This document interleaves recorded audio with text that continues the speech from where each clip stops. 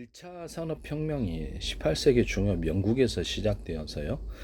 1840년까지 이어진 기술 혁신입니다. 현대 문명은 다르게수록 기술의 혁신이 속도가 엄청나게 빨라지고 있습니다. 전 세계 이제 교통과 통신 또는 교육의 발달로 인해서 요새 유학생들도 많이 가고 인터넷만 해도 정보가 넘치고 교육이 넘치거든요.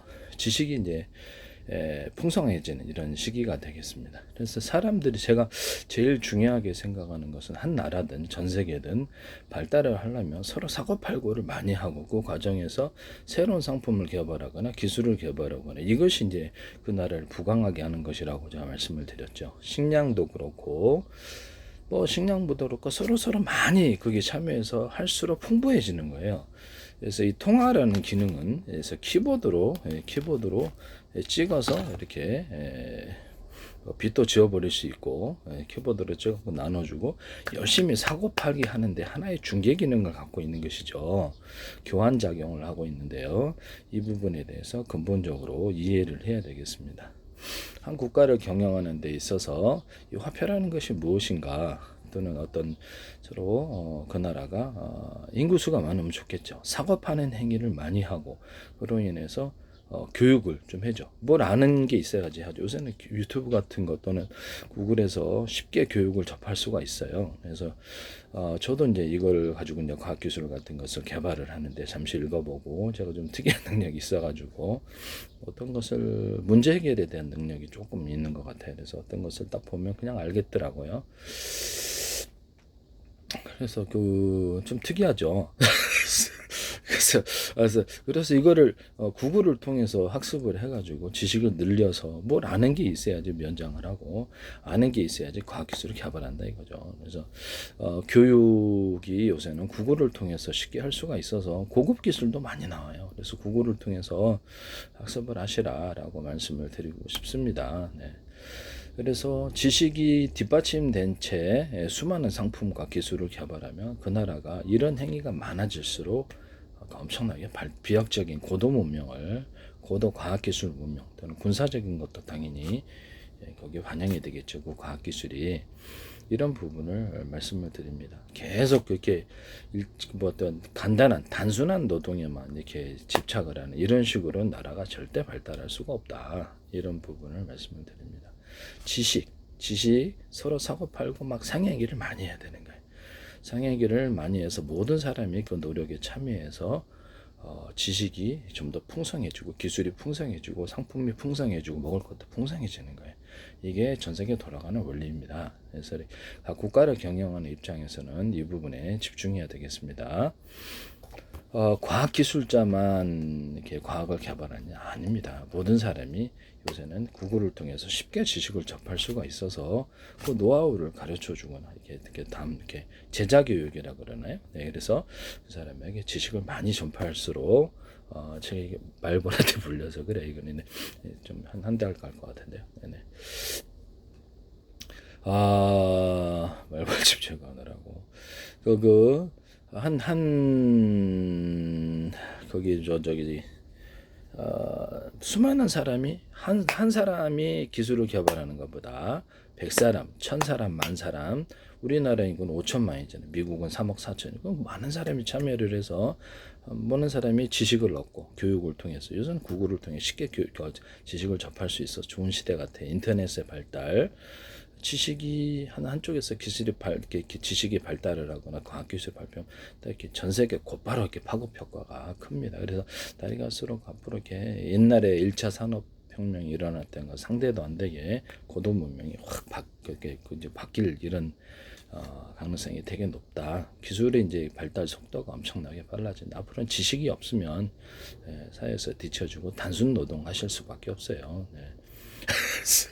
그래서 지식을 구글을 통해서 뛰어난 선생을 이렇게 모시는 것도 중요하지만 흔하지 않죠. 그 한 사람이 가르치는 게 이제 쉽지가 않아요. 유튜브를 통해서 가르치면 많은 사람을 접하지만 여러분들이 구글을 통해서 구글이라든지 이렇게 검색 기관을 통해서 검색 엔진을 통해서 그거를 통해서 지식을 스스로 학습하는 스스로 학습법을 어렸을 때부터 키워줘야 될 것 같아요. 네. 기술이 이제 오늘날의 석유가 이렇게 활성화된 지는 그렇게 얼마 안 됐는데요. 오늘날의 에너지원으로서 막 이렇게 이제는 전기기관차 나왔다가 전기로 움직이는 배가 나왔다가 산업혁명을 통해서 그다음에 요새는 뭐 이게 비행체가 움직이고 뭐 우주도 왔다 갔다 할 수 있는데요. 수직 이착륙도 이제 금방 이렇게 뭐 F-35나 호넷 같은 건 이미 하고 있으며 수직 이착륙의 종류가 지금 굉장히 많아요. 헬리콥터부터 시작을 해가지고 프로펠러 방식과 아니면 이런 이런 연소 방식의 수직 이착륙기를 제안을 했었죠. 그래서 밑에다가 작은 이런 연소 기관을 놓고 움직일 때는 이렇게 큰 움직이고 또 이렇게 뒤에서 이렇게 추력이 센 거는 뒤에서 이렇게 해주고 앞에서 이렇게 치고 나갈 때는 작은 연소실을 둬가지고 공기막을 헤치면서 이렇게 나가는 기술을 말씀을 드렸는데 물속에서도 이것은 엔진이 꺼지지 않아요. 연소는. 그래서 초공동을 해서 그런 기술을 제가 말씀을 드렸었는데요. 프로펠러 방식도 가능합니다. 아니면 압축 공기를 한 겹, 두 겹, 여러 겹으로 싸가지고 이렇게 가는 그런 기술도 있고 그래서 서로 파형이 되는 마이크로웨이브 전파, 서로 파형이 되는 적외선 전파, 기타 다른 전파를 섞어가지고 회전 방식으로 돌려주면서 물에다 조사해가지고 이렇게 수소산소 수출을 전기분해법, 어떤 그 열분해법을 할 수 있다고 말씀을 드렸는데요. 전투기나 이렇게 비행체에 달아가지고 미사일을 정타 맞지 않는 기술이라고 하면서 돌려주면서 약간 출력이 세면 돌풍 현상이 일어난다는 거죠. 그래서 공기를 좀 더 이렇게 압축 공기를 내뿜어 주거나 이러면 이제 공기가 가열이 되면서 태풍 현상 비슷하게 작은 토네이도 현상이 일어나는데 과학 실험실 한번 이렇게 유튜브에서 보세요. 토네이도를 일부러 일으킬 수 있는데요. 그래서 그거를 미사일을 튕겨내는 기술이 되겠습니다. 정타를 맞지 않는 기술이 되는데 제가 이렇게 군사 기술을 저도 제공을 하거든요. 나중에 제 기술은 그 증명이 될 거예요. 제 페이스북에 주한미 대사관도 몇 년째 광고 내고 계시고 대한민국 정부란 이름으로 국정원 행정 노동부 경찰청 문화관광부 보건복지부 국가의 기관이 서울시 인천시 하남시 뭐 성남시 경기도 카이스트 대기업들도 광고를 내시는데 다 제 기술이 나옵니다. YTN의 제 기술이 그 정부 출연 연구기관과 또 이렇게 모든 이런 중소기업에서 쏟아져 나오고 있습니다. 그래서 이게 상당히 우려감이 전 세계 지적재산권을 강화시키지 않을수록 전 세계가 자칫하면 이게 무역에 있어서 공멸을 이룰 수 있는 그런 제 기술 일단 엉터리가 아니에요. 엉터리가 아니기 때문에 이게 문제가 되는 거죠. 기존의 기술을 뛰어넘느냐 그러면 뛰어넘습니다. 기술을 한참 뛰어넘는 기술들이고요. 의학 이하 2019년도 의학 특허를 제가 10건을 냈는데요. 그 다음에 제 대기업에게도 이렇게 기술 컨택을 했지만 잘 되지는 않았는데요. 세균과 바이러스, 곰팡이를 소멸하는 후보 물질과 결합 실험을 해서 다 치료가 됩니다. 락스 과산화수로 베이킹소다의 결합으로 70, 20, 10이나 80 또는 15, 80, 90, 73 프로테이저는 그리고 이제 살균 물질로 저거 피부병 완선도 해결하고 충치균도 해결했거든요. 식품과 약초를 가지고 치료하는 연구를 관련된 10건 제출 지적재산 영상만 발표합니다. 이렇게 한 사람의 그 나라가 발달을 하려면 기술을 빼앗는다. 그러면 이제 발달을 하지 못해요. 정상적인 것이 많은 사람이 참여를 해야지 기술의 뒷받침이 있는 것이고요. 우리가 5천만이다. 그러면 많은 사람이 5천만 전체가 지식을 얻고 누구나 거기서 많은 지식이 상상도 못할 획기적인 기술과 아이디어, 기술이 이꼴 아이디어라고 생각하는데 많은 사람이 참여할수록 좋다. 근데 이제 대기업이 중소기업의 기술을 딱 뺏는다. 교묘한 방법으로 다 지 걸로 만들고 싶다. 그런 사람들이 존재해요. 그래서 그렇게 했을 때 정상적인 것이 잘하지는 못하고 국가가 결국 한계가 있을 수밖에. 그 대기업도 그 적은 인재 풀에서 기술을 개발하다 보니까 연구원이 별로 안 돼요. 네.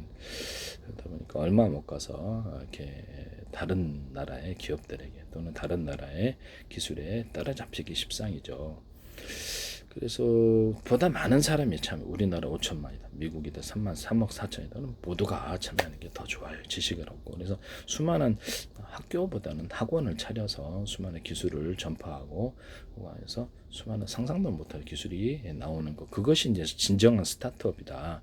스타트업이 특수한 몇몇이 모여서 스타트업 만드는 게 아니고요. 수많은 학원을 통해서 교육을 통해서 이것이 지식이 이제 이렇게 그 전수를 한다는 거죠. 그를 통해서 이제 그 나라가 10년 후에는 완전히 달라진다. 이 10년만 해보시라. 수많은 기술이 수많은 사람이 참여해서 하는 거하고 소수가 참여해서 하는 거하고 틀릴 수밖에 없다라는 것을 말씀을 드립니다.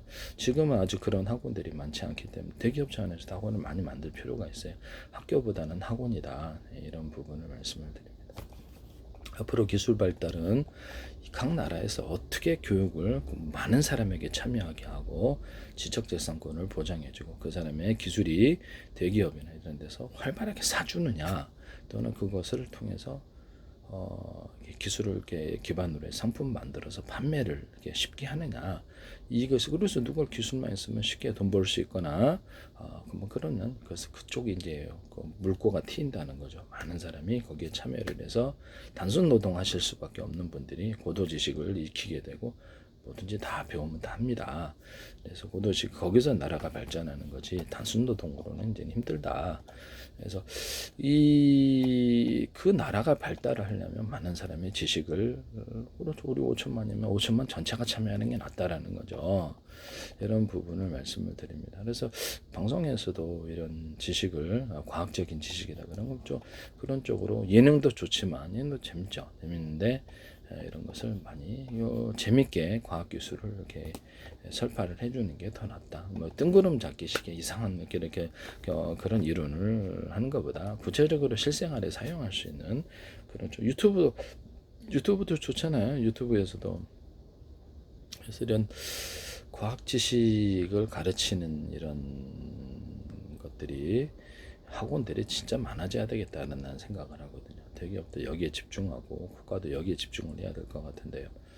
앞으로 고도 문명이 날아갈수록 크게 이제 속도가 엄청나게 빠르게 바뀔 거다라는 단순 지식과 단순 노동으로는 이제 그 나라가 10년, 20년 후에는 소멸이 되느냐 안 되느냐 전 세계적인 파워를 가지느냐 안 가지느냐 이것을 가르게 될 거다. 미국에게도 제가 미국과 영국에도 당신에게 제 3차, 4차, 5차 산업혁명을 일으키려면 많은 사람의 지식을 가르치는 학원이 필요하다라는 것을 말씀을 드립니다. 단순 노동, 단순 지식으로는 이제 버텨낼 수 없는 시기예요. 이 지금이 그래서 과학기술 혁명을 가져오지 않으면 근본적으로 나라가 도태가 되거나 후진 국가로 떨어지거나 그래서 국가 경영이라는 건 앞으로 매우 중요해질 것 같아요. 많은 대기업들이 자본을 갖고 있으므로 쉽게 학원을 차릴 수 있는데요. 돈이 되든 안 되든 수많은 학원을 차려서 과학기술을 전파해 주시기를 바랍니다. 네, 근본적으로 10년 동안만 한다. 10년, 20년은 완전히 틀려진다라는 것을 말씀을 드립니다. 한 사람이 참여하는 것보다 5천만이 참여하는 게 낫고 5천만이 참여하는 것보다 미국 같은 3억 4천이 참여하는 게 낫고 영국도 이것이 필요하고요. 전 세계가 앞으로 이런 나라가 발전하고 어떻게 단순 노동, 단순 농업, 단순하게 사시는 분들은 앞으로는 후진국으로 잘 나갈 수밖에 없습니다. 네. 1차 산업혁명이 18세기 중엽 영국에서 시작되어서 보다 많은 사고파는 근본적으로 돈이라는 것이 무엇인가를 이해를 해야 되는데요. 화폐라는 것은 서로 사고파는 것을 교환작용, 중개작용을 해주는 기능입니다. 그래서 이거를 급격하게 금리를 내리고 급격하게 올리고 이렇게 변동성이 높아지면 그 과정에서 돈 빌려갔던 사람들이 파산을 많이 하는 거로 사고파는 행위가 중단되거나 많은 기업이 무너지는 원인이 됩니다. 그래서 외국 자본에 우리가 보면 그 돈이 들여오잖아요. 이렇게 전 세계 달러, 또 유로화, 엔화 뭐 이런 것들이 위안화도 있고 뭐 파운드화도 있는데요. 그것을 외국 돈을 빌려오면 우리가 그것을 열심히 해외에서 돈을 벌어서 뭐 수출을 통해서 하든지 해외 인력을 파견해서 하든지 투자를 받아갖고 하든지 돈을 벌어서 갚아야 되기 때문에 매우 힘들어요. 그래서 자국 통화로 이것을 발행을 하면 키보드로 찍어서 그냥 키보드로 갚으면 되거든요. 빚도 재료로 만들 수 있고 국가 빚은 아무것도 아니게 됩니다. 그래서 근본적으로 화폐를 가장 극대화시켜서 긍정적으로 만들어줄 수 있는 그래서 그 국민들에게 보다 많은 사람의 지식을 전파해서 단순 노동과 단순 지식에서 벗어나게 하는 교육 과정이 필요하다는 것이죠. 그래서 많은 사람이 지식을 얻으면 할 수 있다라는 것이죠. 그 나라가 이제 10년, 20년 후에는 수많은 기술이 다양하게 나와서 전 세계 어디를 가서도 이렇게 기술 구조 수출이 확대가 되거나 뭐 군사 기술도 엄청나게 뛰어나게 되겠죠. 그래서 단순 노동과 단순 농업, 단순 뭐다 이렇게 지식에서 이제 벗어나다 이런 부분을 말씀을 꾸준히 구글이라는 게 있으니까 구글 뭐 이렇게 자료 많잖아요. 구글에 검색 엔진에서 지식을 습득하는 일을 지금 당장에 학원이 없으니까 그렇게 하면은 사람이 아는 게 많아지면 그 안에서 또 새로운 기술을 모르는데 어떻게 새로운 기술이 있겠어요. 물 한 바지 부어주면 거기서 지하수 이제 뽑아 올리듯이 지식이 좀 들어가야지 그 사람에게서 뭘 아이디어가 나오는 거지. 이런 부분을 꼭 이렇게 어렸을 때부터 학습화 시켜서 얘들을 스스로 구글이든 이런 걸 찾아가지고 스스로 지식을 학습하는 식으로 가게끔 꼭 해주시기를 바랍니다.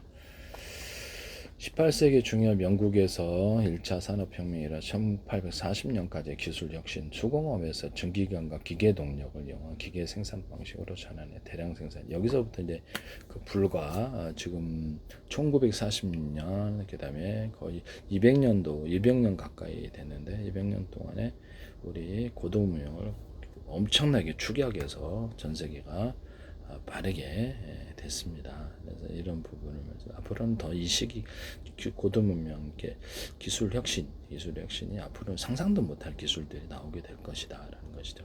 기존에 단순 노동, 단순 지식, 단순 농업 이거는 힘들다.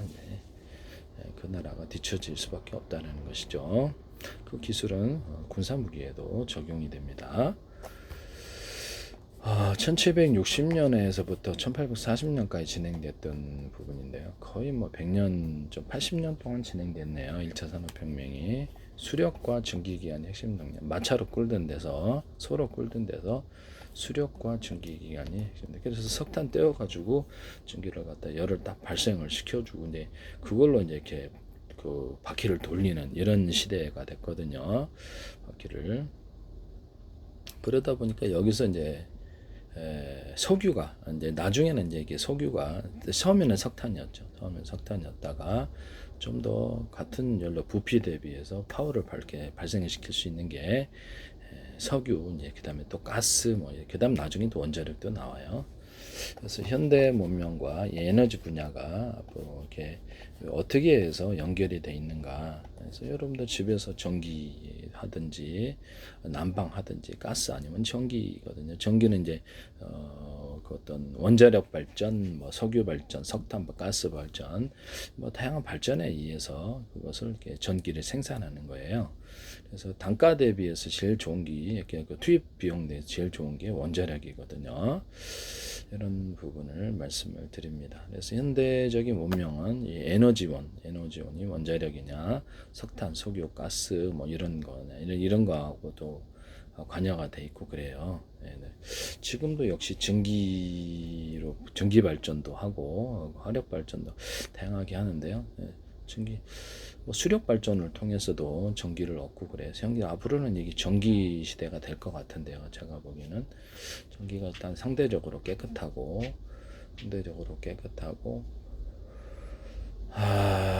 내연기관 차례든지 내연기관이 뭐라 그럴까 공기를 좀 오염을 시키거나 이렇게 좀 그렇게 사람이 이제 숫자가 많고 하다 보니까 지구를 좀 가열시킨다 이런 얘기도 있는데 아직은 뭐 그렇게까지 아닌 것 같습니다.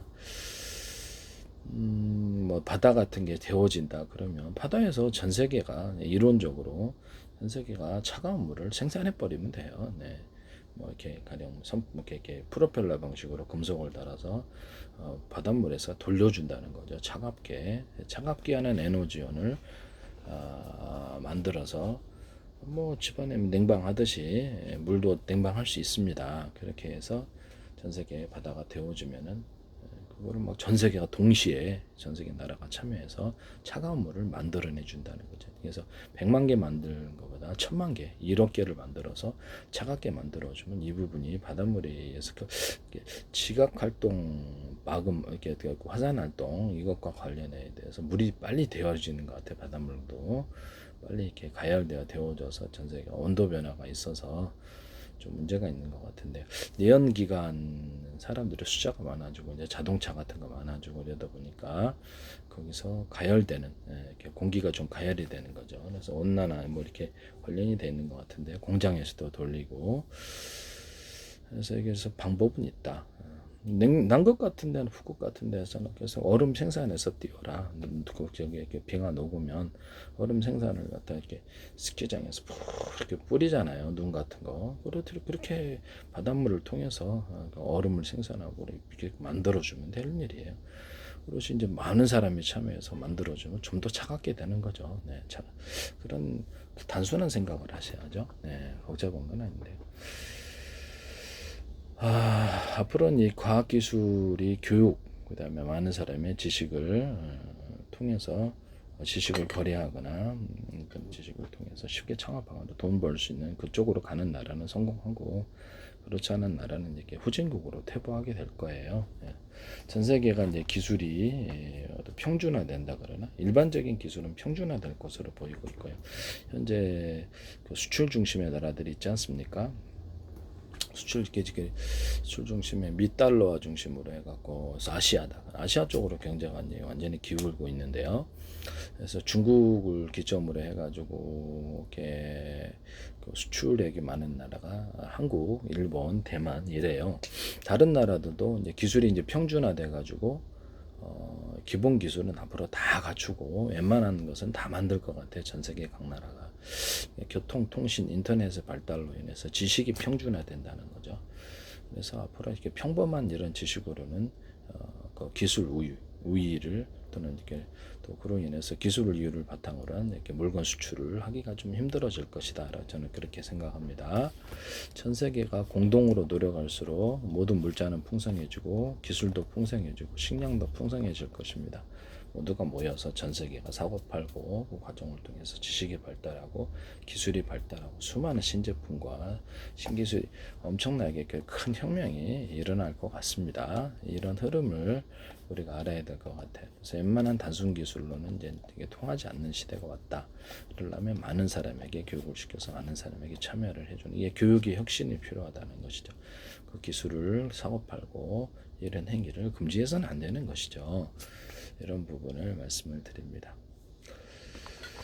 주요 발명계에 보면 수력과 증기기관이 핵심 동력이었는데 1차 산업혁명이 하그리브스 제니 방적기 직물 생산 속도를 크게 향상시켰다. 제임스 와트의 증기기관 공장 기계 동력이 혁신을 가져왔다. 스티븐슨의 증기기관차 철도 발달을 촉진하여 교통과 운송의 혁명을 일으켰다. 풀턴의 증기선 해상 운송의 효율성을 증대시켰다. 기계화가 이루어졌고요. 산업혁명의 결과 공업화가 이루어졌습니다. 수공업이 쇠퇴하고 기계에 의한 대량 생산체가 자제받습니다. 또 요새는 로봇이 이제 자동 생산하는 이런 식의 사람을 별로 안 쓰는 건설에서도 사람을 중공업 기계들이 다 하지 사람을 그렇게 쓰지 않아요. 옛날만큼 사람의 노동력이 상대적으로 이렇게 덜 중요해지는 자동 생산 시계가 앞으로는 좀 더 일어날 것으로 생각합니다. 도시 집중, 도시가 발달했는데요. 증기 동력을 위해서 활용해서 노동력 원료가 풍부한 도시 중심부에 공장이 들어섰습니다. 대량 생산하다 보니까 이때까지만 해도 이제 인력이 많이 필요한 거죠. 그래서 도시 그렇게 하다 보니까 일자리에 차려서 사람들이 도시가 발달하고 상행위가 많은 곳이 도시가 발달해요. 그런 데는 약간 다른 나라보다 시골 총구석보다는 좀 분명히 발달하는 거죠.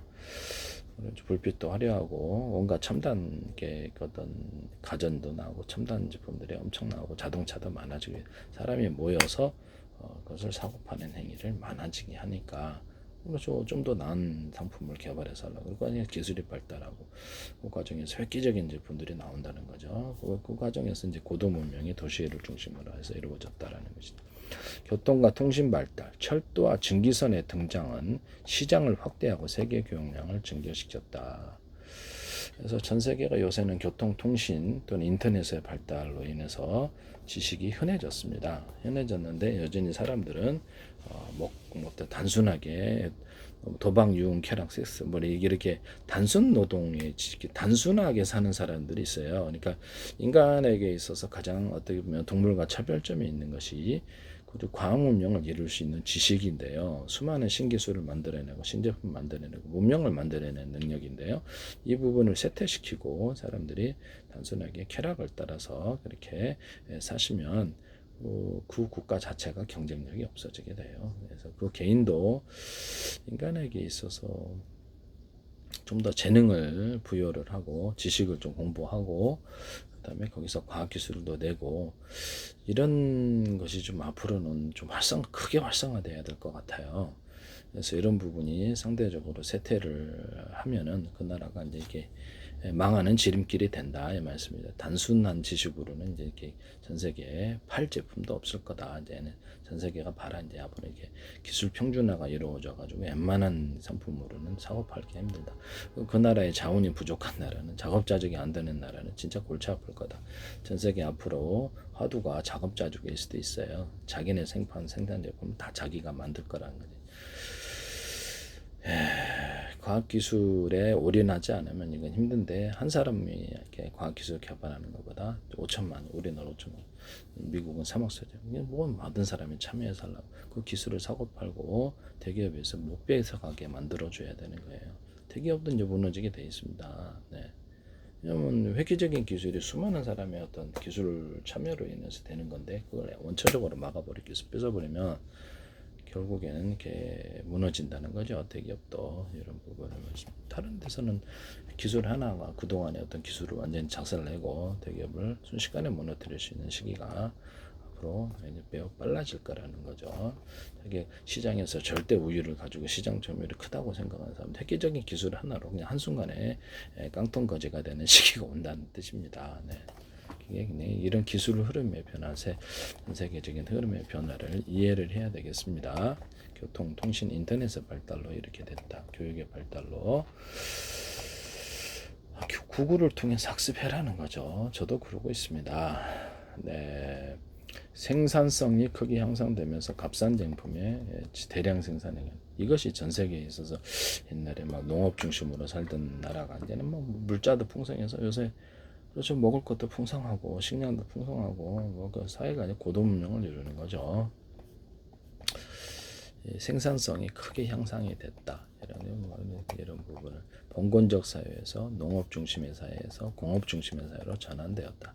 영국에서 시작된 혁신은 유럽과 북미로 퍼져나갔다. 전 세계적인 산업화의 물결을 일으켰다. 이렇게 말씀을 드립니다.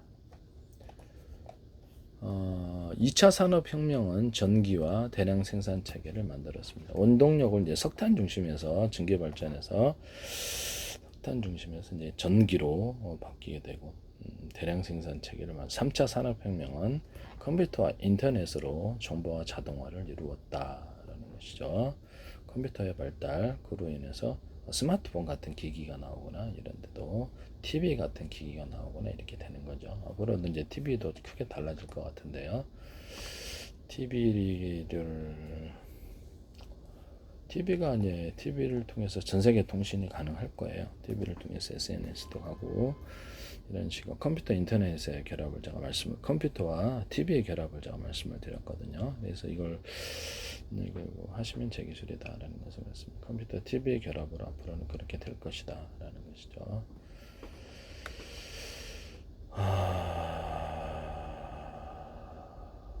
4차 산업혁명은 인공지능과 빅데이터 지금 현재 진행 중입니다.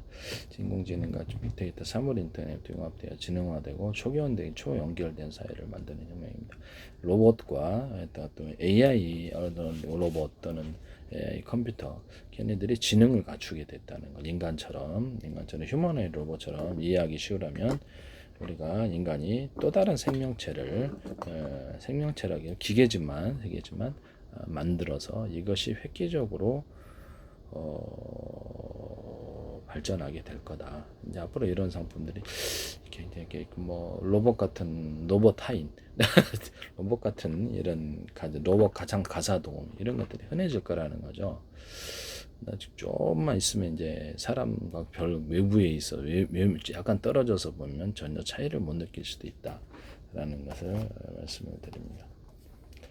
인간보다 외부 클라우드로 연결되어 있으니 인간보다 더 똑똑할 수 있어요. 그래서 앞으로는 좀 창조적인 생각이 경제적인 기술이 좀 더 중요해질 것이다 이렇게 생각이 드네요. 이 4차 산업혁명은 3차 산업혁명이 자동화에 나아가서 지능화된 기계들이 스스로 소통하고 의사결정을 내리며 실제 세계와 디지털 세계가 융합되는 것이 가장 큰 차이점입니다.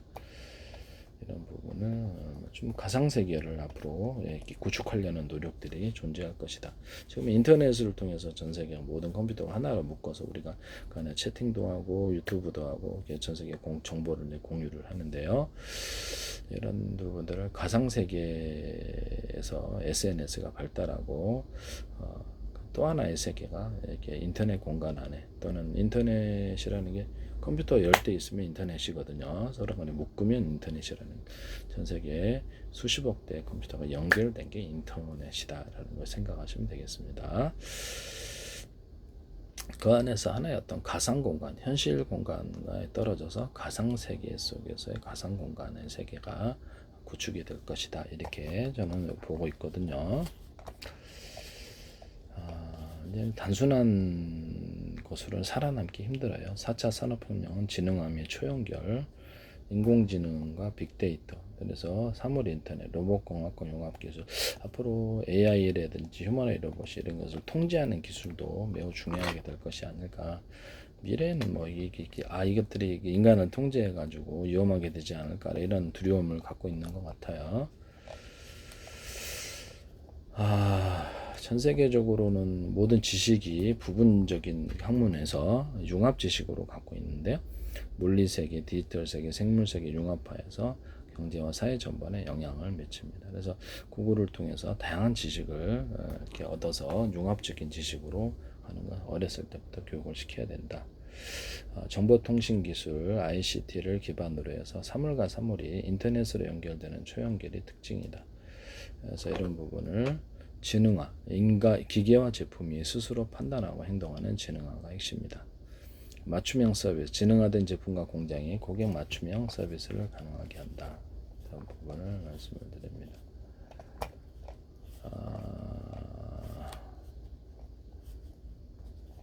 앞으로는 단순 기술, 단순한 지식으로는 살기가 힘들어요. 국가 자체의 생존이 어려운 시기에 돌입하고 있다. 웬만한 제품은 각 국가가 다 생산할 것이다 라고 생각합니다. 그래서 여기서 자칫하면 달러 위기가 여기 생기게 됩니다. 아시아 쪽으로 경제가 집중되고 있는데 그 자원이 없는 나라는 앞으로 상당히 힘들어질 수도 있어요. 그때는 이제 그래서 머리를 써갖고 살아셔야죠. 그래서 우리나라 같은 데도 교육 혁신이 필요한데 수많은 학원이 학교보다 낫다. 저는 그렇게 생각합니다. 그래서 수많은 사람들이 기술을 거래하고 그것을 대기업이 그것을 기술을 빼앗는 이런 것은 그 나라가 망조가 될 징조가 되는 거죠. 망조가 되는 것입니다. 미국도 아마 미국 국가 경쟁력에 있어서 이 부분이 굉장히 중요하고 전 세계 중국이 어떤 특허 제출에 있어서 1위예요. 네. 중국은 이제 그걸 이해를 하고 있는 것 같은데요. 다른 나라들은 미국 같은 나라들은 이제 우리나라 같은 이해도가 좀 떨어진다. 기술이 어디서 뭐 하늘에서 뜬금없이 내려오는 줄 알아요. 수많은 사람의 교육, 수많은 사람의 기술을 아는 사람이 많아져, 지식을 아는 사람이 많아져서 그것을 서로 사고 팔고 지식을 거래하고 창업을 하고 상품을 만들고 이런 것을 보장해 주는 나라와 그렇지 않. 중국에는 수많은 희한한 상품들이 많이 나와요. 네. 이런 부분을 말씀을 드립니다. 뭐 중국 자체만으로도 다 자급자족 가능할 것 같은데 이제 수출을 많이 해야 되긴 하지만 이런 부분에 대한 이해도가 각 국가에서 좀 떨어지고 있다라는 것을 말씀을 드립니다. 앞으로는 단순 기술로는 힘들다라는 거죠. 단순 지식으로는 살기 힘들다. 지식이 참 중요한 것 같아요. 지식, 그다음에 기술, 그 기술을 사고 파는 행위 이게 중요하고 기술을 가지고 그리고 수많은 사람이 기술에 참여하려면 보상이 주어져야죠. 공짜로 하는 사람이 어디 있어요? 돈도 많이 드는데. 네. 그래서 이 부분에 대한 이해도가 상당히 사람들이 떨어지고 단순하게 하거나 또는 범죄를 통해서 재산을 형성하는 사람들이 있어요. 이런 사람들이 많을수록 그 나라는 망조가 되는 거죠. 네, 그런 사람들이 지도자면 참 불행한 겁니다. 그 나라가 범죄를 통해 재산을 형성하려고 그러고 이런 나라는 후진국으로 전락하고 나라가 망조가 될 징조 아닙니까? 지도자들 또는 뭐 지도 세력들이다 리더다 그러면 머리에 해당하는데 그런 사람들이 머리가 썩어 있으면 이게 좀 곤란하지 않을까요? 네. 똑똑한 리더가 있어서 많은 사람을 똑똑하게 하고 나라를 살려야 되겠습니다. 이런 부분을 말씀을 드립니다.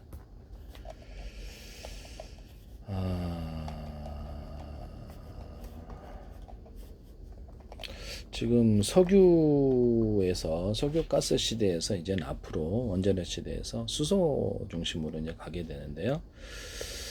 수소 중심으로 그렇다 해서 뭐 어떤 그 내연기관이 차가 완전히 사라진다 이건 좀 힘들다고 보는데요.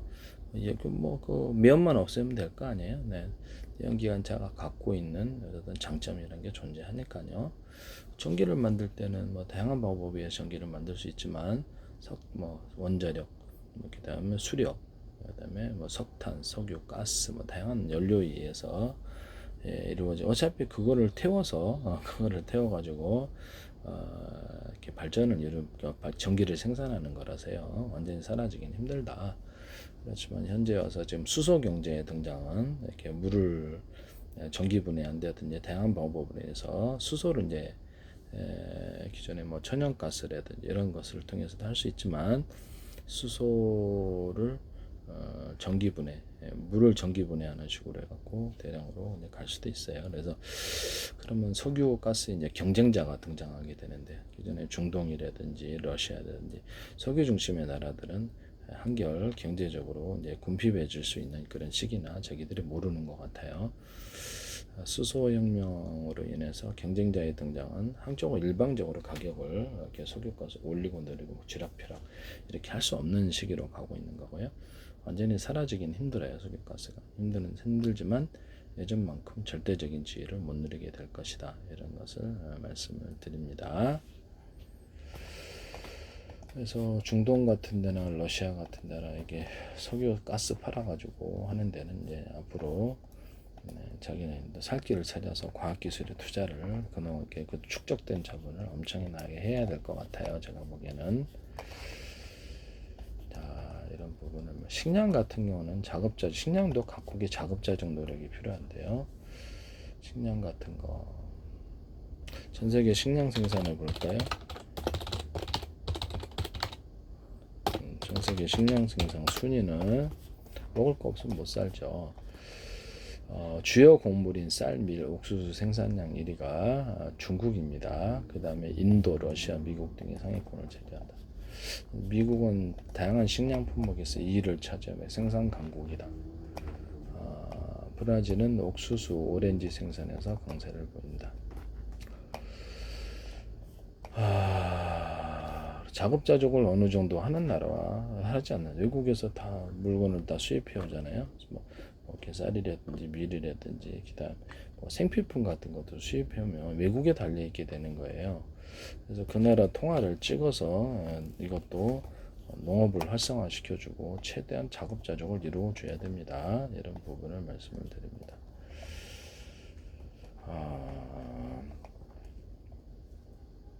세계 쌀 생산량의 28%를 중국이 생산하고 있습니다. 대단하죠. 그래서 인도도 2020년 밀 수출을 전면 금지를 해서 그래서 중국은 밀을 포함한 여러 농산물의 최대 생산국이다. 밀 생산 상위권을 차지한 주요 국가가 러시아, 미국, 프랑스인데요. 옥수수, 중국은 옥수수 생산량도 많아요. 이게 이제 가축에게 먹이는 데가 있어요. 그런 부분을 말씀하고 미국, 브라질도 옥수수 생산에서 강점을 보인다라는 것이죠. 그리고 또 식량도 중요할 것 같아요. 기본적으로 자급자족인 나라가 중요한 것 같아요. 네. 뭐 쌀만 있는 건 아니잖아요. 가축도 키워서 자급자족하거나 이렇게 아니면은 기본적으로 자급자족하지 않는 나라는 외부에게 그 목숨이 달려 있는 거나 맞죠. 물건 그걸 먹을 거 주면 살고 그렇지 않으면 죽잖아요. 위기 때 전쟁이 일어나거나 위기 때는 그 나라 통화가 완전히 이렇게 폭락을 했다 그럴 때는 그렇죠. 엄청난 식량 가격이 상승을 해서 나라가 불안정해지게 되죠. 전쟁이 일어났다 이럴 때 자급자족 2차 세계대전 때 그 유럽 각국이 자급자족을 갖다가 2차 세계대전 이후에는 했는데요. 전쟁의 경험 때문이었습니다. 전쟁 때는 먹을 걸 못 구한다는 거죠. 그래서 앞으로 우리나라가 이 대기업들도 그렇고 이 식량 생산에 있어서 회사를 많이 만들어서 위기 때 그것을 들어올 수 있어야 될 수도 있어요. 식량 생산은 그냥 깡통 같은 데 보관을 해놨다가 그거를 신속하게 10년이고 20년이고 30년 같은 게 일반 깡통 같은 데 보관하면 굉장히 오래 보관할 수 있거든요. 그렇게 해가지고 대량으로 위기 때 들어올 수 있는 전쟁 때도 그렇고요. 예, 그런 것이 좀 갖춰져야 될 것 같아요. 식량 생산이라든 기본 생필품들을 여러 군데서 성 같은 데서 대량 생산해서 위기 때 공급할 수 있는 공급 체계를 만들어 줘야 될 것 같아요. 군사 무기도 마찬가지고요. 드론 같은 거.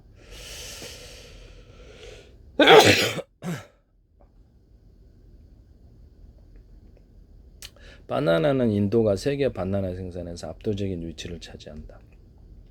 오렌지는 브라질은 인도보다 훨씬 많은 양의 오렌지를 생산한다. 카사바, 나이지리아는 2020년 6천만 톤 이상의 카사바를 생산한다. 또 미국은 다양한 식량 품목에서 2위를 차지한다. 식량에서 러시아도 밀보리 곡물 생산량이 많다. 그래서 자급자족이 매우 중요할 것 같아요. 제가 보기에는. 그리고 수직 이착륙기로 빨리 가야 되는데요. 이 수직 이착륙기가 전 세계에 물리의 혁신을 가져올 거다. 미국에서도 지금 당장 수직 이착륙기가 안 되면 열차는 안정적인 운행이 가능한데요. 안정적인 운행이 가능한데 앞으로 배 같은 것도 솔직히 필요 없을 수도 있어요. 어업을 하거나 레저를 위해서 필요할 수는 있는데 그냥 비행차가 왔다 갔다 할 수 있는 시기이기 때문에 앞으로 이것이 수직 이착륙 쪽으로 전 세계에 움직여야 된다라고 저는 생각합니다. 만들기가 너무 쉬워요. 네네. 만들기가 이게 작은 연소실을 밑에 둬서 수직 이착륙을 사선을 뿜어가지고 가운데로 양력이 모이게 해서 수직 이착륙. F-35 호넷 같은 거는 수직 이착 하고 있어요. 이만한 기계 프랑스 군에서 개발했다는데 사람이 다 곧바로 수직 이착륙 몇 개 두면 되겠죠. 10개 두거나 이렇게. 단가는 아직 비싸요. 상업하기에는. 만들기는 지금 뭐 헬리콥터 같은 이제 수직 이착륙하고 수직 이착륙 헬기 그러니까 프로펠러 방식의 수직 이착륙기가 있고 제주도 같은 데서도 본격적으로 활성화되고 그럴 것 같은데요. 안전하다면 사람들이 많이 사용하게 될 것이라는 거죠. 다만 고장났을 때 떨어져서 죽을 수 있는 위험이 있어요. 열차는 앞으로도 쉽게 사라지지 않을 것 같아요. 열차 같은 거 미국의 물류 열차를 또 고속관광으로 해서 도시마다 역마다 테마를 만들어서 발달을 시켜야 된다고 말씀을 드려요. 전세계 관광을위도. 그다음에 알래스카 쪽에 물류를 터서 그쪽에서 알래스카에서 석유가스를 실어 무려 한 일주일이 뭔데요. 그럼 다른 상품도 그럴 수 있다는. 그래서 그것이 미국을 획기적으로 살리거나 미국과 어떤 캐나다, 중남미 이런 데를 하나로 묶어서 거대 경제권으로 만들어 줄 수도 있다라고. 전 세계 투자가 막 거기 들어가게 될 텐데 꼭 좀 해주시기를 바랍니다. 일본도 엔화도 거기 투자가 될 것 같아요. 세계 생산량 순위가 옥수수, 쌀, 밀 이렇게 옥수수, 쌀, 밀을 세계 3대 곡물이라고 보리수수들이 포함한 5대 식량 작물이 됩니다. 먹을 거 없어 봐요. 힘들지. 한국은 2024년 기준 358만 톤 이상이 생산되었습니다. 그래서 앞으로는 깡통에다 보관하시라. 쌀 같은 거 주요 곡물을 나중에 깡통 보관은 따로 관리 비용이 많이 안 들어가요. 그래서 깡통 보관은 굉장히 곡물을 오래 가게 하기 때문에 앞으로 이것이 각 나라에서 군사적인 차원에서도 그렇고 위기를 대비해서 그거를 많이 생산됐을 때 깡통으로 보관할 거다. 저는 그렇게 생각하고 있거든요. 배추, 무, 고추 등 같은 것들도 이것을 이것을 외국에서 들여오면 되긴 하지만 위기 때에는 이것도 피클 형태를 만들어 가지고 다 보관하고 있어야 될지도 몰라요. 깡통으로. 그래서 이런 것들 사과, 배, 포도, 복숭아들도 이게 주요한 부분들을 전부 다 깡통으로 보관해야 될 수도 있어요. 사람 일은 알 수가 없거든요. 그래서 미리 유비무한 대비해놓은 사람은 똑똑한 거고, 그렇지 않은 사람은 이게 어떤 위기 때, 공급이 안 될 때 이제 작살나죠. 이런 부분을 말씀드립니다.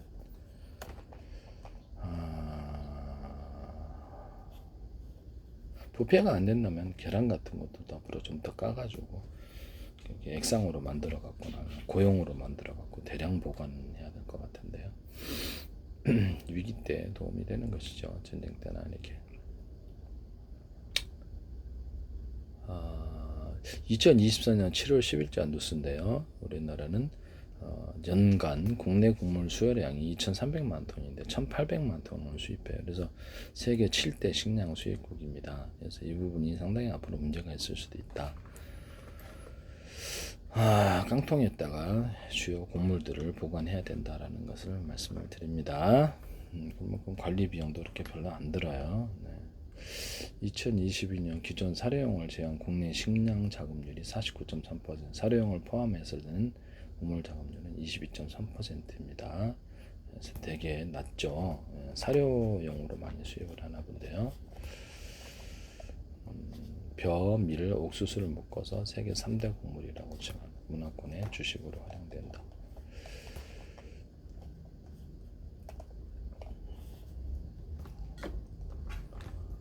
이런 부분을 말씀을 드립니다.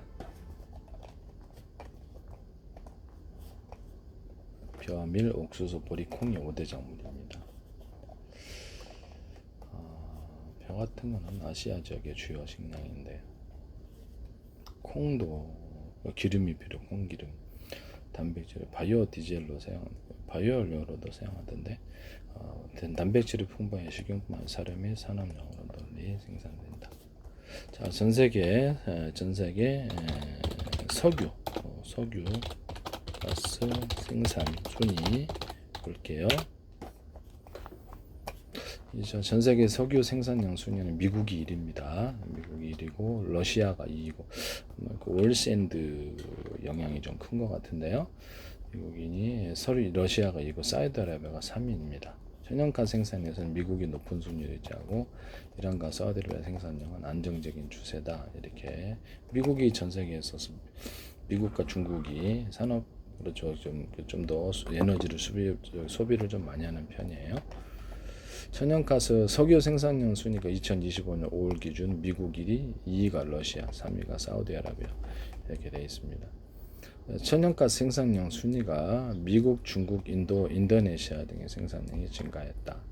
러시아, 네덜란드, 노르웨이, 말레이시아는 감소했습니다. 이렇게 앞으로는 석유 중심이 아닐 수도 있어요. 이제 수소가 본격적으로 등장하는데 이것이 이제 전 세계 에너지 가격을 엄청나게 싸게 만들 수도 있습니다.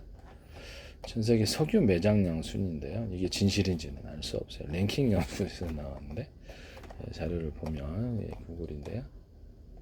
뉴스 인 스페이스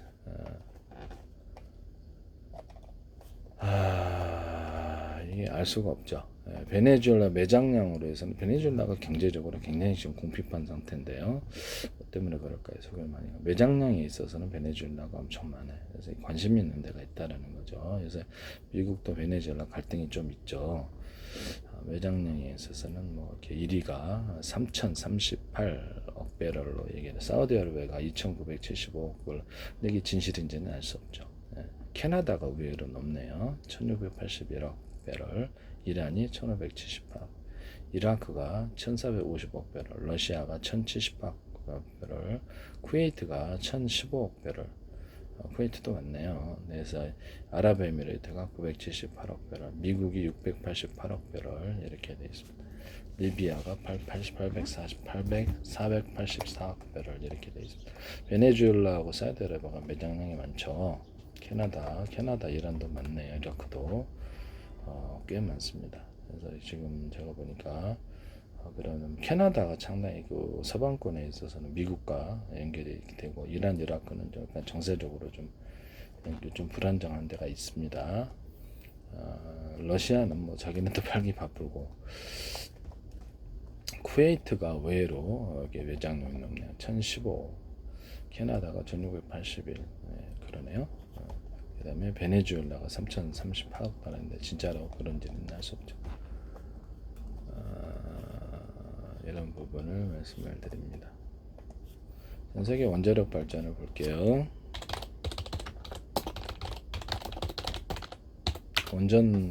원전 같은 거 석탄으로도 전기 생산합니다. 석탄, 석유, 가스 다 생산하고 단가가 좀 석탄이 제일 싸죠.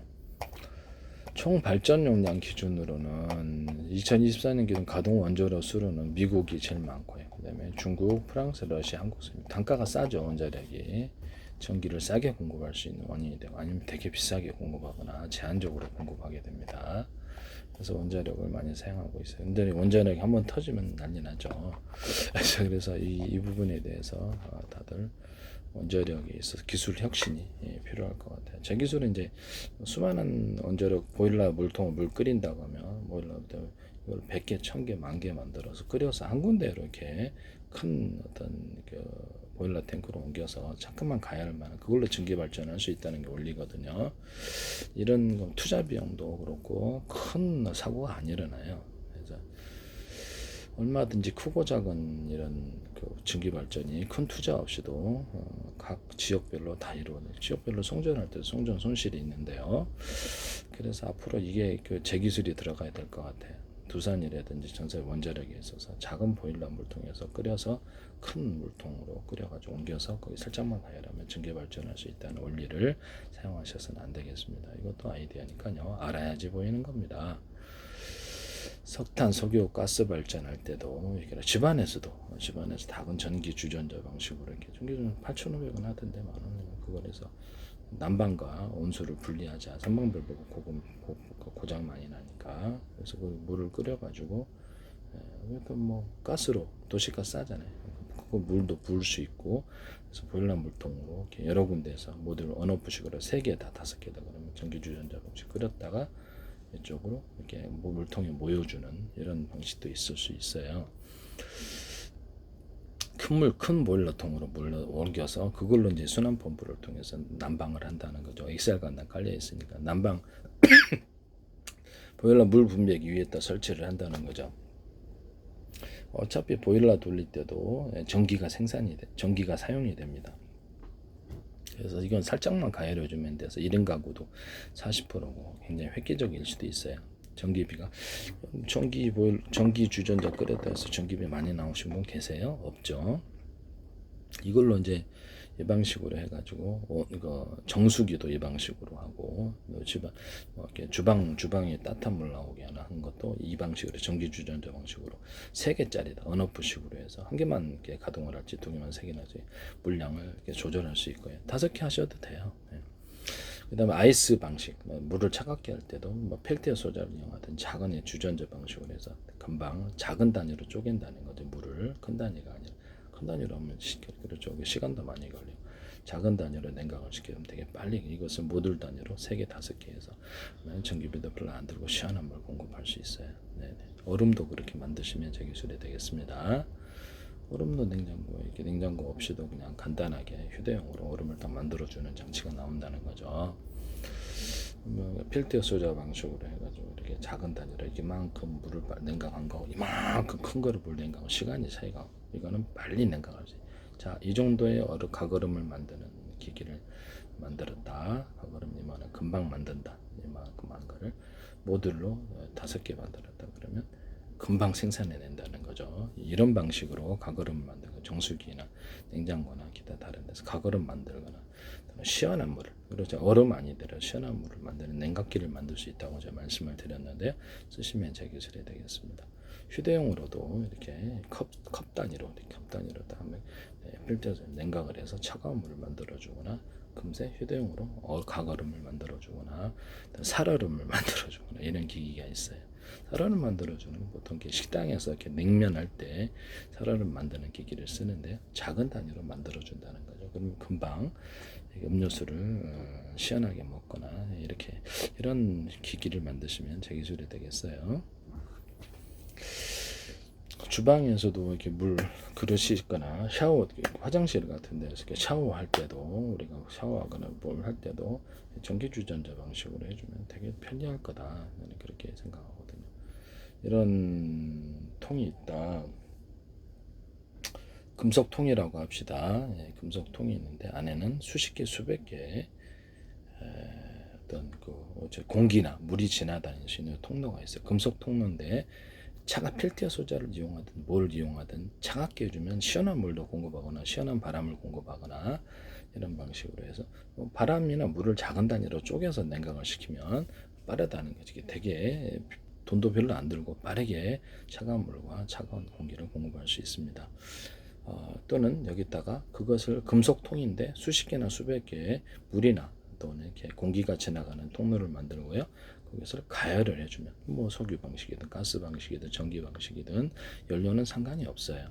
그래서 원자력으로도 할 수 있어요. 그렇게 해가지고 이 통을 대주면 빠른 시간 내에 공급이 된다는 거죠. 물이 안에를 스테인리스 처리를 해주면은 물냄새도 안 나요. 이런 방식으로 해가지고 뜨거운 물을 공급하거나 뜨거운 공기를 공급해서 난방으로 사용한다. 아이디어를 사용하시면 안 되겠습니다. 원래 선풍기 같은 데 달아놓는다고 제가 말씀을 드렸는데 냉장고, 에어컨 안에서도 차갑게 냉각을 시키는 원리가 되겠습니다. 이런 거 장치를 건물 전체 순환을 시켜도 되고요. 그래서 원자력, 수력, 원자력 또는 이렇게 석탄, 석유, 가스 발전할 때도 이 방식을 사용하면 또 금속통을 통해서 수십 개, 수백 개의 작은 그 물이나 공기가 통과하는 이것을 가열을 해버리면 연료가 별로 안 들고 공기나 물을 작은 단위로 쪼개서 가열을 하거나 작은 단위로 쪼개서 냉각을 하기 때문에 되게 빠르다는 거죠. 그래서 이렇게 해가지고 이거를 기존에 물을 순행식으로 해갖고 하기도 하고 공냉식으로도 해서 냉각을 시키는 데도 사용할 수 있어요. 이것은 뭐 기존에 데이터 센터에서도 필요할 것으로 보입니다. 엔진을 이게 더 뜨거운 것을 이런 방식으로 공기나 물을 이런 것들을 작은 단위로 쪼개서 가열하거나 냉각을 시킨다는 원리를 사용하시면 제 기술입니다. 건물 전체에도 석탄, 석유, 가스 발전, 원자력 발전에도 필수적으로 들어갈 것으로 생각합니다. 저는 엉터리 기술을 전혀 제공하는 사람이 아니라는 것을 말씀을 드립니다. 과학적인 원리를 어느 정도 이해도가 있는 사람으로서 다양한 과학적인 이론을 많이 발표를 했다. 전리층이 빛을 유도하는 장치라는 것도 제가 말씀을 드렸고요. 온 우주에 빛이 가득해야 되는데 왜 별에만 가득해? 테슬라의 전기 유도처럼 이렇게 전기가 이렇게 전리층이 빛을 유도한다. 그래서 태양전지 같은 거 이렇게 금속이 있다 그러면 이렇게 전기를 딱 걸어주면 지하수에 물 한 바가지 부어주면 지하수 물이 끌어당긴 것처럼 전기가 빛을 끌어당기는 현상이 일어나 태양전지로도 사용할 수 있다라고 말씀을 드렸는데요. 그래서 그다음 이런 것들도 말씀을 드리고 모든 만물은 서로 평균하고자 한다. 그래서 전기선 안에 구리선을 대중소 이렇게 굵기를 특이하면 이게 왔다 갔다 하는 주파수가 된다는 거죠. 그래서 파워 있는 구동 방산업체 아마 이게 다 들어갈 게 방산기 모터 바로 직전에서는 땅을 공급하거나 테슬라는 전기를 앞뒤로 또는 이렇게 엎드려서 끌어당겨 몰래습니다. 그래서 이렇게 해서 하거나 이렇게 에디슨의 직류로 보내는데 전기선 안에 구리선을 피복 없이 대중소로 만들어서 주파수를 만들어 준다는 거죠. 이 기술을 쓰시면 전기선, 통신선, 강섬유선으로도 쓸 수 있고요. 모터 발전기 같은 데 서로 굵기가 되는 구리선들을 감아놓거나 연구자석을 여러 겹, 수십 겹, 수백 겹 형태로 들어가는 형태로 만듭니다. 그래서 또는 입자나 가루에서 대중소로 만들고 그래요. 이것은 전자석이나 스피커 같은 데도 설치할 수 있고 그렇습니다. 네. 쓰시면 저는 많은 과학 기술을 이론을 발표를 했답니다. 제 페이스북에 국가의 기관 대한민국 정부란 이름으로 광고를 몇 년째 광고내 계십니다. 그 관련된 증거를 유튜브에 올렸는데요. 국정원, 행정, 노동부, 경찰청, 그다음에 보건복지, 문화관광부, 그다음에 서울시, 인천시, 하남시, 성남시, 경기도 할 거다. 오산시도로 다 광고 내셨어요. 대기업들도 광고 내시고 다 제 기술이 나옵니다. YTN에 주한미 대사관도 몇 년째 광고원에 계십니다. 하기에는 페이스북에 누가 할 일 없이 수십 개 광고원이겠어요. 뭐 이유가 있는 거겠죠. YTN에 이제 정부 출연 연구기관과 국가에 이렇게 있을 거기서 소개하는 중소기업에서 제 기술이 쏟아져 나오고 있다라는 것을 그만큼 획기적인 기술이 많기 때문이에요. 화학 기술도 제공하고 있고 방산 기술, 군사 무기도 이렇게 아이디어와 그리고 기술이 있고도 아이디어다 이 말씀이죠. 제가 구글을 통해서 학습해서 문제 해결 능력이 좀 신기하게 있다고 그래서 어떤 것을 보면 딱 알겠더라고 제가 말씀을 드렸었죠. 그래서 이런 것을 제가 이렇게 적극적으로 활용을 하고 있습니다. 제 기술을 무단으로 쓰셔서는 안 되겠습니다. 네. 그리고 무단으로 이렇게 쓰시면 그 나라가 가난한 나라가 되죠. 네, 이런 사람들이 기술을 개발하지 않아요. 이런 부분을 말씀드립니다.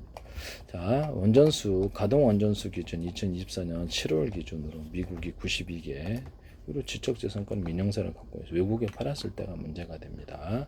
지적재산권을 위반해서 가상적으로 이제 쓰기가 들었다. 이게 진짜는 아니에요. 들었다. 정부 차원에서 다 들었다. 그런데 자기가 이제 맨 먼저 위반해서 자기 걸로 만들고자 돈값을 이렇게 해가지고 자기 걸로 만들고자 해서 맨 먼저 자기 위반해서 만들었다. 전세계가 다 나한테 특허를 내라. 내가 만들었으니까 맨 먼저 그러시면 안 된다 이 말씀이에요. 지적재산권을 위반해서 공개적으로 발표된 기술을 가상적으로 진짜는 아닙니다. 가상 발표하는 기술을 돈 내는 사람 바보는 없다. 네, 이런 부분을 말씀드립니다. 중국에서 만약에 제 기술을 해도 먼저 이렇게 만들어가지고 미국한테, 유럽한테, 일본한테, 한국에 돈 내라 그러면 되겠어요? 여러분 같으면 안 내죠. 미국이 먼저 자기네가 개발했죠. 일본에서 전 세계한테 유럽한테 돈 내라고 그러고 우리 맨 먼저 일본에서 만들었으니까 중국한테도 러시아한테도 프랑스한테도 그렇고 일본한테도 한국한테 돈 내라 그러면 내겠냐고요. 안 되죠. 전 세계 가동 원전수 기준 미국이 92개, 중국이 55개, 프랑스 56개, 러시아 37개, 한국이 24개. 앞으로는 이렇게 대규모로 원전을 건설할 필요가 상대적으로 떨어지고 그동안의 기술이 상당 부분 원전에서 사용된 기술들이 이제 사라질 것으로 생각합니다. 그래서 그동안의 기술 기준 대규모로 원전을 지어야 될 이유가 저는 없을 걸로 보입니다. 총 발전 용량 기준 2024년 7월 기준 미국이 102기가와트 이게 뭐죠? 프랑스가 64에서 GW인데 중국이 58 GW, 러시아가 29 GW, 한국이 27 GW입니다. 그래서 전기 산업 생산 공장에서 물건을 가동할 때도 전기가 없으면 그 나라 투자 안 해요. 이런 부분을 말씀을 드립니다. 만약에 전쟁 때는 이 원전이 상당히 부담스러운 원전 폭격을 해버리면 사고가 나거나 상당히 부담스러운 부분이라는 것을 말씀을 드립니다. 그래서 저는 핵융합으로 원전을 만든다는 해서 실험실 정도는 몰라도 이게 터졌을 때 그 나라가 전체가 날아가 버리면 이게 진짜 골치 아프다. 외국이 협박을 일부러 하거나 테러를 한다고 했을 때 이게 치명적으로 문제가 있을 거다. 저는 기술을 제공하고 있어요. 그래서 그 부분들을 말씀을 드리고요. 자, 체코 원전할 때도 제 기술 쓰지 말라고 제가 말씀을 드렸어요. 웨스팅하우스 기술을 어겼다 해서 1조당 한 기 개체 만들 때마다 1조의 돈을 내고 만드시는 걸로 알고 있는데요. 제 기술을 쓰지 마세요. 네, 두산이든 어디든 한수원이든 네, 부탁드립니다. 제발 좀 부탁 좀 합시다. 네네. 쓰지 마십시오. 원전 기술, 제 기술이 들어가서는 안 되겠다. 원전 보유국 1위는 미국이나 앞으로는 원전 기술에 있어도 제 기술이 받아들여져서 큰 투자 없이 사고 위험 없이 이것을 작은 단위로 모듈로 보일러 물통을 수백 개, 수천 개, 수만 개 이렇게 가열을 해서 큰 물통으로 옮겨서 가열하는 전기 발전을 필요로 할 것으로 생각합니다. 또는 자동차, 오토바이 엔진에다가 제가 오토바이 엔진으로 이렇게 바퀴를 돌려 회전축을 돌려갖고 전기 생산하는 발전기를 말씀을 드렸는데 오토바이 엔진으로 이렇게 회전축을 돌린다는 자동차 같은 것도 돼요. 서로 굵기가 되는 구리선들을 많이 감아놓고 연구자석을 두께를 여러 개 수십 개 수백 개 들어가고요. 입자나 가루에서 대중소 전기 송전선은 전기선의 구리선이 대중소다. 송전선이 많아지면 좋아요. 이걸 회전하면 뭐 비행체 했다고 이건 다 갖고 다니면서 이렇게 전기를 자체 생산할 수도 있어요. 모듈 단위로 갖고 다니면서 이런 부분을 말씀을 드립니다. 그래서 전기를 자체적으로 생산해서 그걸로 이제 할 수 있다 이렇게 말씀을 드렸는데요. 뭐 이렇게 자동 오토바이 엔진을 자동차 폭발 행정 방식으로 돌리면 이건 이제 공장 같은데 300평이다 그러면 수백 개를 만들어 갖고 생산하거나 트레일러에 싣고 다니며 생산할 수도 있어요. 수많은 것을. 집안에서도 이렇게 태양 조명 있잖아요. 뭐 태양 전지판 놓고 그래서 생산된 걸로 이 회전축을 돌려주면 돼요. 오토바이 엔진은 아닌데 그 전기로 이렇게 조명 일반 조명 낭비되잖아요. 그럼 조명에서 달아가지고 전기를 생산해서 그 전기로 이 회전축을 돌려주는 거예요. 회전축을 돌려주는 거는 석유로 돌려도 되고 가스로 돌려도 되고 석탄으로도 화목난로로도 돌려도 돼요. 네, 그래서 화목 그다음에 전기로 돌려도 되고 네, 그래갖고 생산한다는 거죠. 그때 태양전지였다가도 이렇게 집안에서 이걸 그 조명 아래서 생산된 전기를 돌려주는 자동차였다고도 이거를 자동차나 오토바이 엔진으로도 이것을 전기를 생산할 수 있는 발전기가 되는 거죠. 하시면 제 기술이 되겠습니다. 풍력 발전도 이렇게 기둥 세워가지고 물레방아처럼 이렇게 여러 개 달아가지고 이렇게 자동차에다가도 미니로 만들어주거나 바닷가 같은 데서 이렇게 수없이 만들어주거나 이렇게 돌리면 바람이 어느 방향에 이렇게 물레방아식으로 가볍게 만들어주면 회전축은 돌아가요. 회전축에 딱 굵기가 드는 구리선들을 많이 감아놓고 연구자석을 두께를 여러 개, 수십 개, 수백 개부터 들어간다는 것이죠. 그래서 송전선은 전기선의 구리선이 대중소다. 바닷가 5m, 10m짜리 설치하면 돼요. 그러면 그 바람 엄청나게 섬지역도 많고 생산 이 방식으로 풍력 발전은 해서는 안 되겠습니다. 또 바닷물에 띄우든지 바닷물을 끌어들여서 이렇게 수로를 만들어서 그 안에 물레방아를 돌려서 전기를 생산할 수도 있다. 이 방식도 다만 이게 지자체나 국가의 허가가 필요한데요. 개인이 난개발을 할 수 없기 때문에 그렇습니다. 네. 재가를 쓰지 마시라고 부탁드립니다.